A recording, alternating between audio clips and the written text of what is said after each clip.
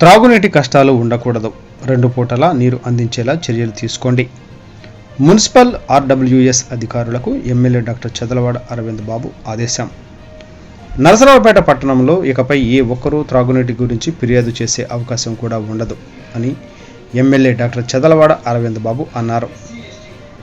ఈ మేరకు municipal commissioner RWS అధికారులతో కలిసి త్రాగునీటి సమస్యపై ప్రత్యేక పరిశీలన కార్యక్రమం నిర్వహించారు.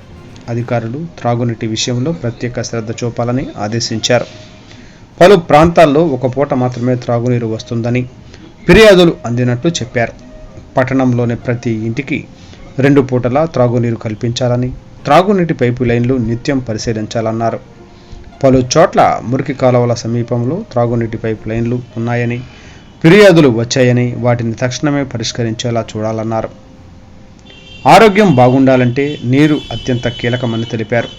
ప్రజా ఆరోగ్య విషయంలో, ప్రజా సమస్యల విషయంలో రాజీ లేకుండా పనిచేయడానికి ఎప్పుడూ సిద్ధంగా ఉంటానని ఎమ్మెల్యే డాక్టర్ చదలవాడ